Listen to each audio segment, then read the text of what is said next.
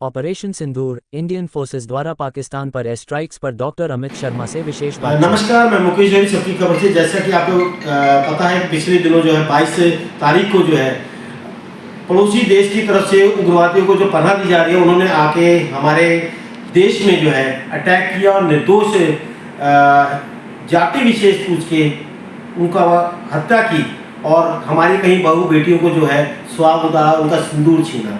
उसी के तहत आज भारत सरकार ने उसी का बदला लेते हुए मिशन सिंदूर रखा उसका नाम, और वो एयर स्ट्राइक की और जिसे कहा जाए घुस के जो है बदला लिया है।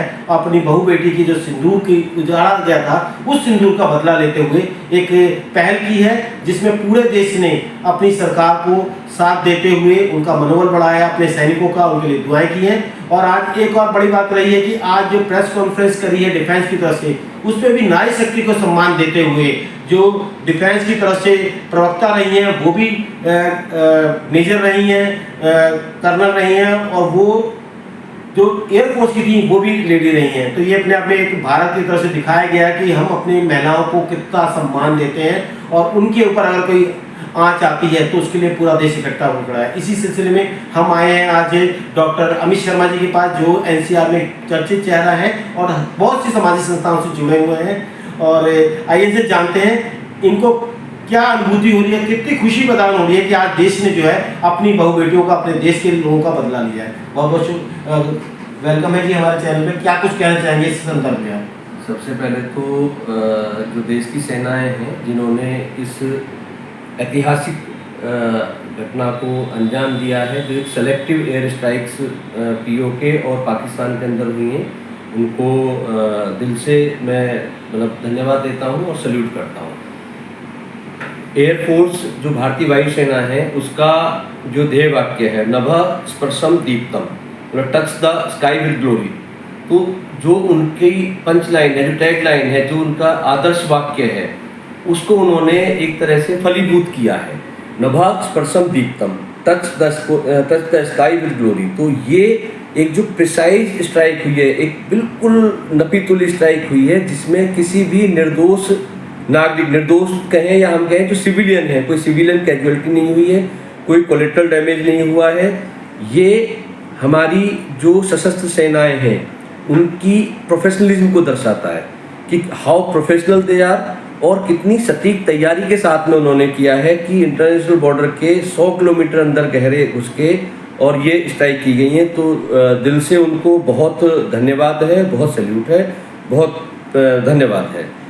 दूसरा, जहाँ तक जैसे आपने जो धर्म विशेष पूछकर गोली मारी गई, उसके बाद में सिंदूर ऑपरेशन का नाम रखा गया, और आज की पत्रकार जो वार्ता हुई थी, जो प्रेस ब्रीफिंग हुई थी, उसमें भी कर्नल कुरैशी और विंग कमांडर व्योमिका को एयरफोर्स और आर्मी ने, कर्नल कुरैशी भी शायद सिग्नल्स रेजिमेंट के कर्नल हैं, जो कर्नल कुरैशी हैं, दोनों महिला अधिकारियों को, सशक्त अधिकारियों को प्रेस कॉन्फ्रेंस में आगे रख के डेफिनेटली एक विशेष मैसेज देने की कोशिश की गई है कि जो भारतीय महिलाएं हैं वो भारतीय पुरुषों के साथ में कंधे से कंधा मिलाकर चलने के लिए तैयार हैं और चल रही हैं।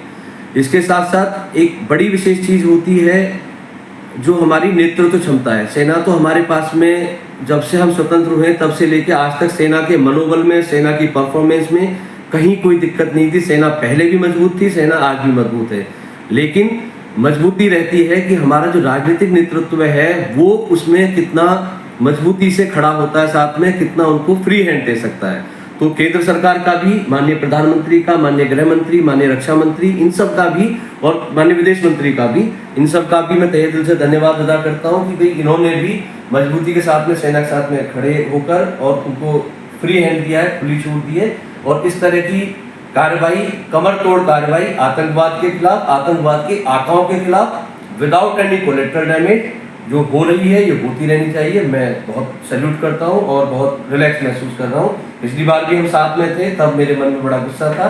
आज थोड़ा सा संतोष है कि जो लोग इन घृणित कृत्यों में लिप्त हैं, संलिप्त हैं, उनको उनके अंजाम तक पहुँचाया जा रहा है। सर, एक चीज़ और पूछना चाहूँगा, आज जो आम जनता है, आम नागरिक है हिंदुस्तान, वो कितना अपनी सेनाओं पे, अपने देश पे गर्व महसूस कर पा रहा है? सेनाओं पे मुकेश जी हमेशा देश को गर्व था। पुराने युद्धों की आप बात करें, देश के नागरिकों ने एक टाइम का खाना खाकर भी सेना के लिए चीज़ें इकट्ठा की हैं, बचाव किया है।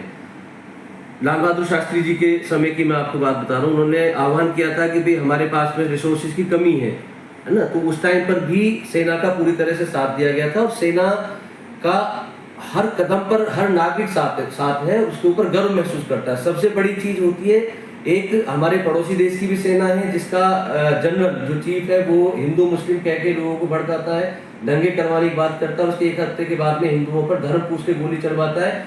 एक हमारी सेना है जो एक point two point precisely attack कर रही है विदाउट एनी कोलेटरल डैमेज, किसी सिविलियन की वहां पर कोई कैजुअलिटी की अभी तक खबर नहीं है। तो ये सेना है, तो सेना पर हमें गर्व है और सेना के हम साथ में हैं। सेना के लिए तन मन धन हर तरह से हम तैयार हैं।